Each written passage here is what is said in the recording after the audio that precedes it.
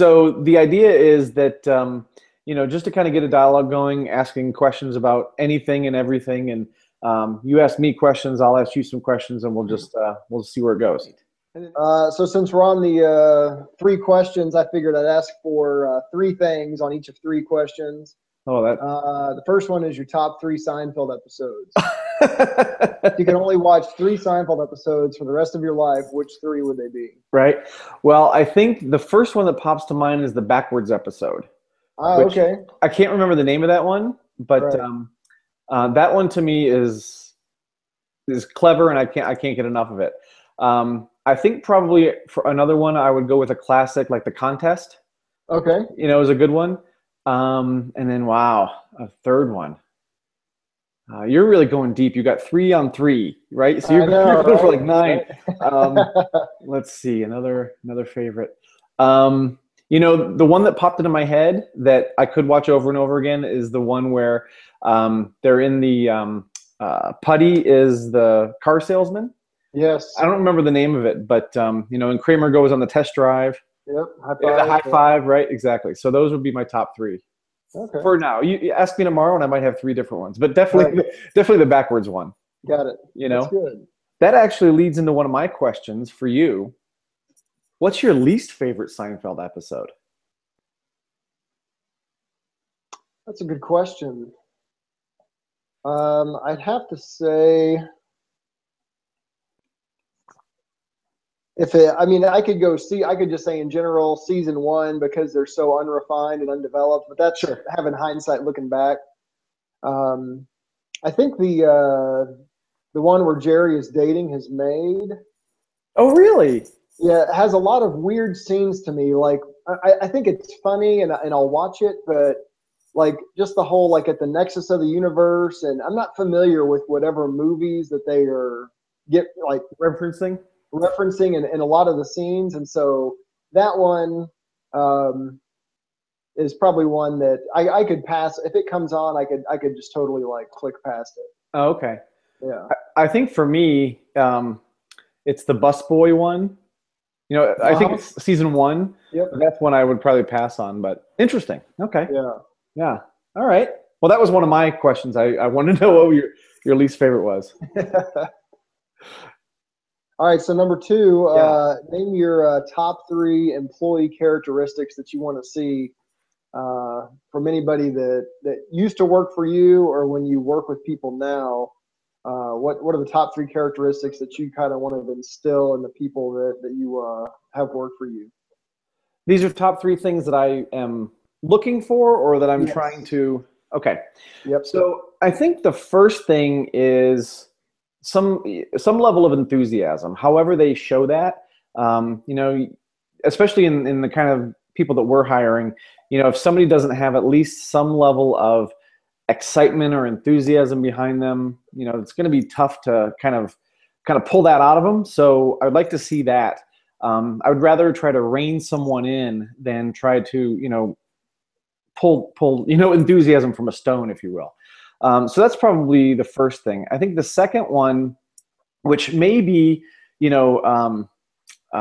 personality-wise kind of opposed to the first one, is someone who, is still good at getting things done. So you don't want someone that's too enthusiastic that they're flighty, but you want also someone that can get things done and that can follow through and that can follow directions, with obviously some guidance, but you want somebody kind of, I guess maybe a self-starter is kind of what I would say. And then, they've got to be able to get along with other people. So they've got to be able to, if they've got strong personal opinions, that's fantastic, but understand what that means in the workplace, that it might not be appropriate to talk about religion and politics and, all those things that can start really nasty verbal wars, in a break room, and just understand that it's about getting along with people, because there's very few, I don't know of any that I can think of, jobs where you don't have to deal with anybody at any time. So I think those would be my top 3. And that last one's critical, I think. Oh, yeah. Those are great. Yeah. So, all right, I get to ask you a question now. So you've been in the water park industry for a long time. You've done a lot of different things, and now you're kind of on the consulting side. What do you think is the biggest challenge that's facing? If you want to go full all attractions, that's great. If you want to talk about water parks, you want to talk about municipalities. So I'm just kind of looking for what you think some of the big challenges are. I'd probably categorize them in three different areas. One would be personnel issues. One would be facility issues, and the other would be financial issues. Those are kind of my big three. On the personnel side, what I'm hearing is that there is a nationwide lifeguard shortage, and I don't know what to think of that, because I talked to other people. Oh no, we found all of our lifeguards, and I always found enough lifeguards, and I was the aquatics manager in Garland, but I had to work for it. I went to 6 out of the 7 high schools, 2 to 3 times each. I would go to every community college in the Dallas area at least once, if not twice. I would follow up on every single contact I made at all of those multiple times. Would end up sending roughly 900 emails to get, probably 30 lifeguards, to be honest, because I needed about 100. I'd have about 60 come back. 10 I would get just from being a brother or a sister or a friend. And so I was really just trying to fill like 30 lifeguard spots. But it would take me 900 contacts to get 30 lifeguard spots. Wow. But I think that goes back to those three things that you just mentioned. So when I was out recruiting lifeguards, number one, I had to be enthusiastic. Number two, I had to be a go-getter, a self-starter, and I had to be able to get things done. If I would have lacked any of those three things, I would have recruited nobody. Right? If you're not personable, hey, come and work for me.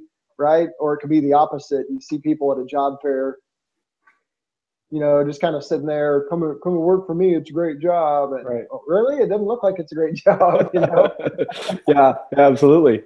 But yeah, be able to get things done. I had to be able to follow up on all of the emails and things like that. And then, yeah, you have to be enthusiastic and just personable, be able to communicate well with people. But that seems to be one of the biggest things, is just getting staff to, fill your team, and then training them as well. I see so many people that are just like, oh, I just had this team of lifeguards this year. I just had this team of supervisors, and they start shaking their head. I'm kind of like you. I just start to ask questions and dive deeper. And it turns out a lot of the root of the problem is the person I'm talking to, not the actual employees. Okay, so what's your training program look like? Oh, I just don't have time to train, or we do a little bit of this, a little bit of that, but yeah, it's hard to implement something. And so I think those are some of the bigger issues that I see. Obviously, with facility issues, people have aging facilities. They don't have money to, keep and reinvest and keep them spruced up. And just with kind of the plethora of water parks and theme parks out there now, the expectation level is so high that the older facilities don't meet that expectation. And so that's when attendance just like plummets, right? Because they don't have slides and lazy rivers and kids play structures and zero beach entries. If it's just a flat body of water, they might get 8 to 10,000 people a summer, where the big water parks are getting 100,000, 200,000, 500,000 people. Okay. And then what was your third one? Was it financial? Third one was financial, especially within the municipal parks and rec world, seeing people's goals for cost recovery, where it used to maybe be, oh, we don't care about cost recovery. And then it's, oh, let's recover about 50% of our operational costs. Now people are being asked to recover, upwards of 60, 70, 80, 100% of their operational costs, as well as reinvestment. And so people are struggling with just putting together a proper business plan and financial plan for their facility to make sure that they're, meeting their revenue goals to offset their operational expenses. Okay. So can I ask you kind of a follow-up to your middle one there about facilities? Sure. So knowing that a lot of folks don't have the capital, or, it might be a budget cycle thing, but what can people do to, sort of spruce up their facility, or at least, if they can't put in a new slide or a new attraction, what can they do to kind of make it more attractive to their guests? Two things. The first is I went off the ideals when I was working with the city of Garland, that I had my newest facility was 30 years old. So I had pretty much a 30-year-old, a 40-year-old, a 50-year-old, and a 60-year-old facility. And so obviously they lacked most of the modern attractions that we see today. So I had the goal of keeping them safe, clean, friendly, and fun. And so that was more of an employee engagement relational tactic that, hey, our facilities aren't the nicest, but they're going to be the safest, the cleanest, the friendliest, and the funnest place to go. And so we kind of went off of that ideal about, hey, this is the way that we can really hit our niche, right? Mm-hmm. We don't have the newest, latest, and greatest, but these are 4 things that my whole team can concentrate on every day to, make our facilities great, even without the new stuff. And then the second would be, there are things you can do with maybe signage or landscaping or shade and tables. And I got a lot of the data through the mystery shopper reports, through Amusement Advantage, as well through your performance analysis of those mystery shops that I detailed 3 years of mystery shopping reports and your performance analysis on those, and figured out the primary categories where people complained at Surf and Swim, whether it was about personnel issues, whether it was about facility issues, whether it was about experience, whether it was about policies, or whether it was about food and beverage. Those were pretty much the 5 main categories. And we tried to counteract each of those. So people, as far as experience is concerned, people complained about not enough shade and tables. So every year I tried to find enough budget money at the end of the year to put in more shade and tables, because you're never going to have shade in a table for every single person in the park, but you can get closer and closer and closer, to say like 80%. Sure. So if your max out day is 1,200 people, you want to be able to have shade and tables for 800 to 900, something like that, right? And then that'll cover you most of the other days. But anyways, I tried to work for things like that. We did some creative landscaping, had some palm trees, we did some new signage just to spruce up the 1980s signage that was pretty dated out there. So those are a couple little things that we did through the employee tactics of the safe, clean, friendly, and fun, and then through just reinvesting in little things throughout the park just to make the experience a little bit better for the guests. That's great. That's great. I love how you you put the emphasis on the things that you could implement, because your employees are there. You have a positive impact on their training. So, that's something that you could have an immediate impact on. You didn't have to wait for the budget cycle. Right. Yeah, that's awesome. All right, so time for me to bounce one back to you, huh? Absolutely, bring it. All right, so we had the top 3 Seinfeld, the top 3 employee characteristics. So going off the top 3 employee characteristics, top 3 training tactics. What are 3 ways that you see to get enthusiastic, self-starters, and personable people? So I think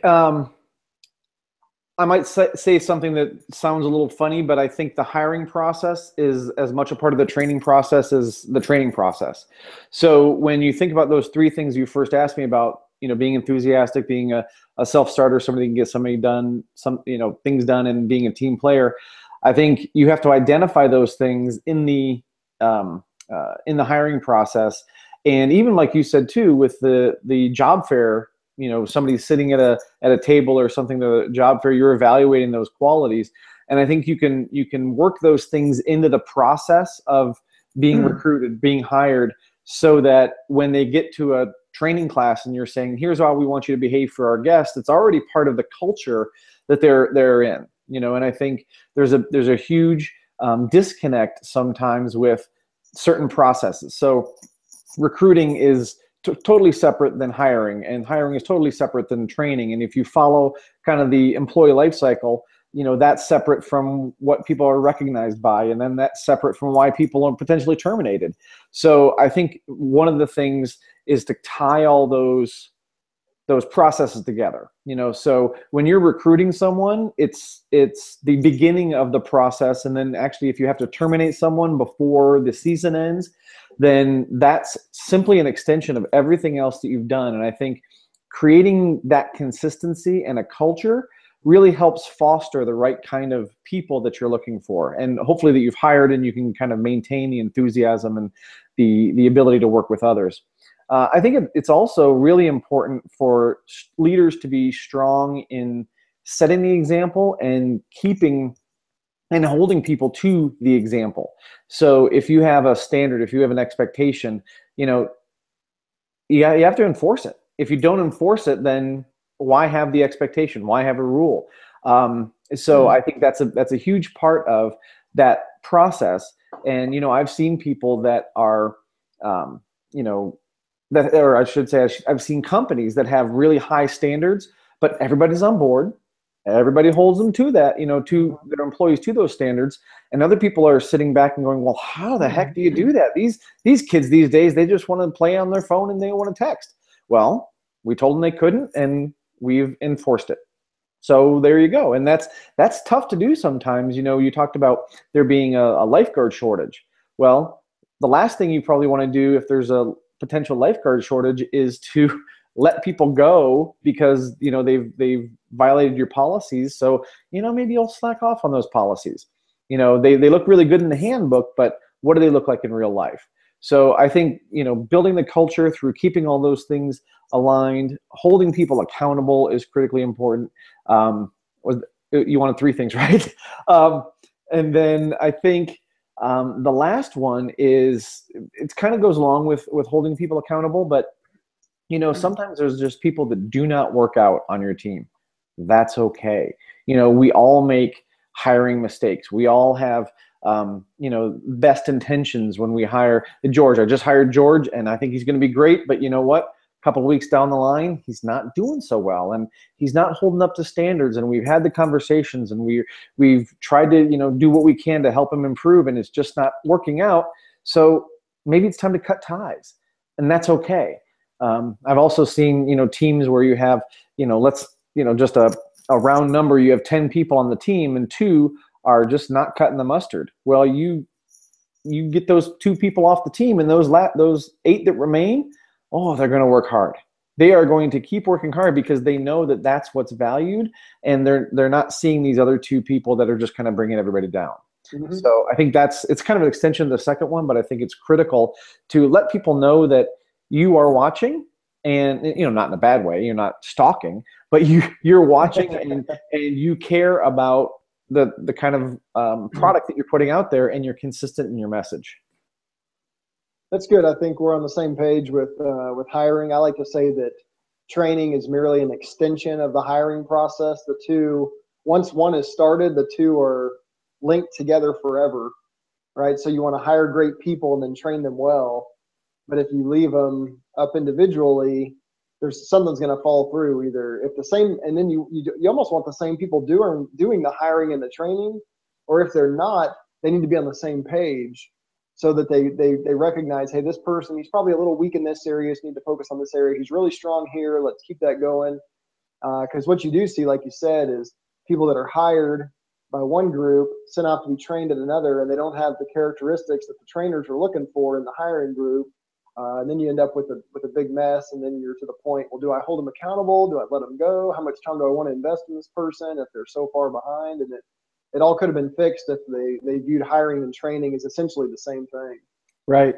Well, and I think another piece to that is when you don't have the same people doing that, or like you said, those folks are not on the same page.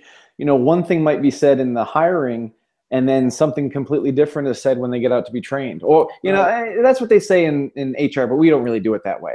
And having that kind of message up front, just shows that people are not on the same page. Who do I listen to? I'm kind of out on my own, and it really doesn't start people off on the right foot at all. Right. Yep. Yeah. Good question. Really good one. So I think I have one left for you.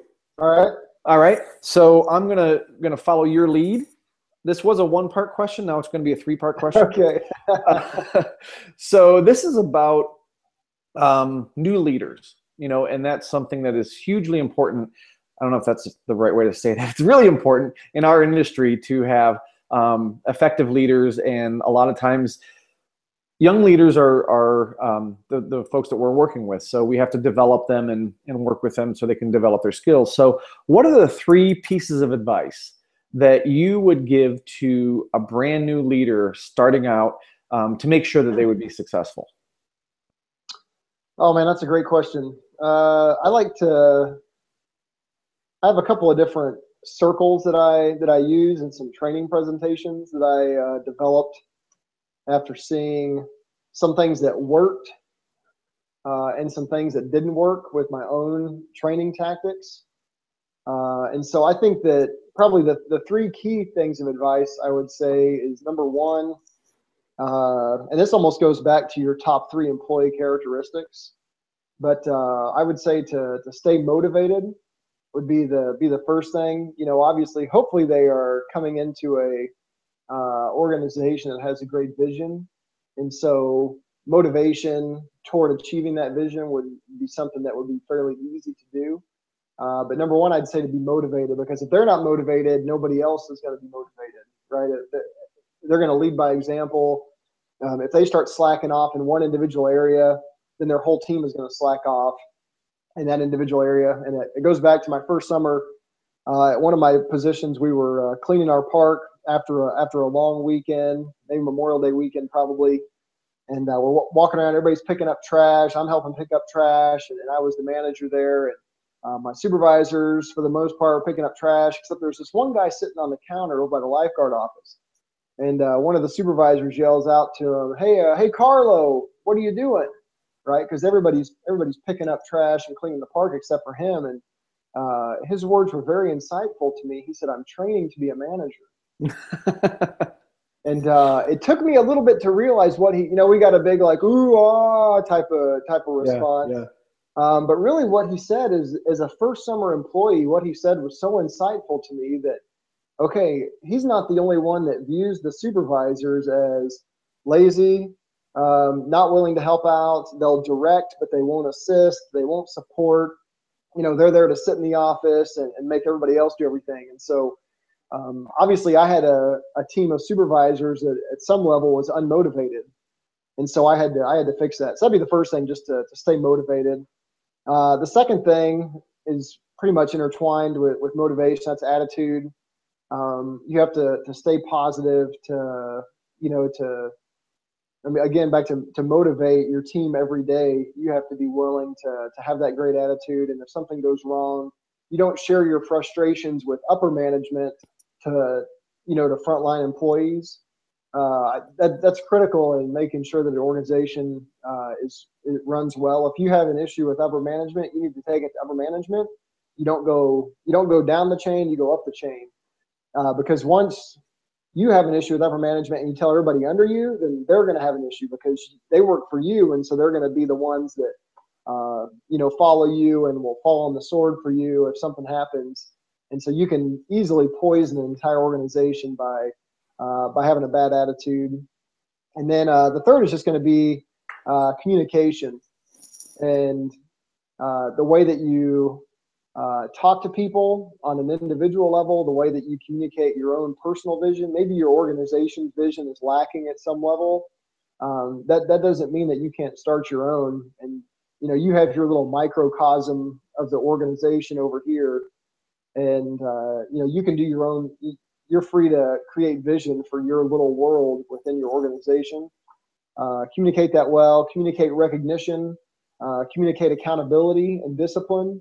There's a lot of things that fall under communication in terms of just relating to employees and personnel and your team. And so those are kind of my big three: is motivation, attitude, and then communication. And if you can get those three things right, then you can get a team that has a great work ethic, right? So you're motivated and have a great attitude and communicate vision well. So now they're going to work harder for you.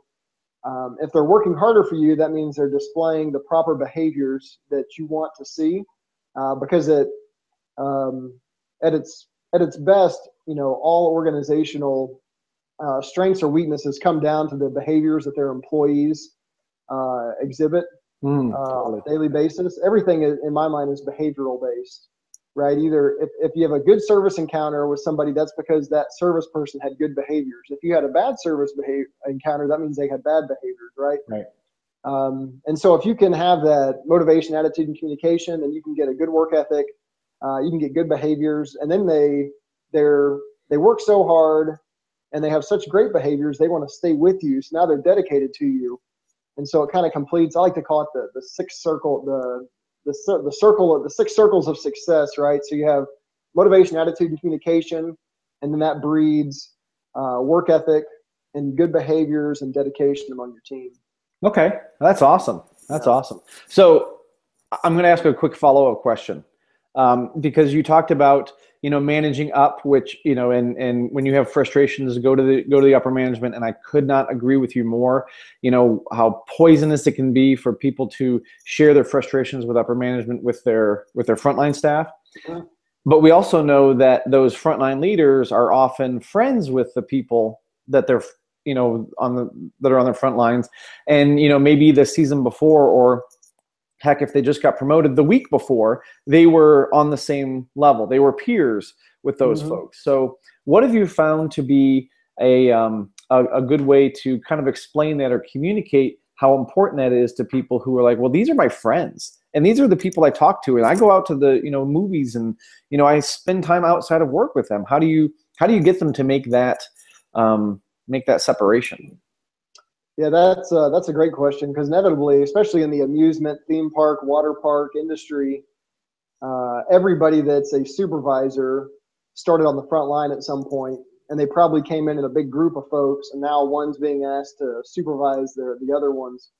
I used to give a couple of tips to my guys. Primarily at work, there is that separation, and I would encourage them to, even outside of work, to maintain that separation of uh, friend versus supervisor, and what you tell people and what you don't tell people.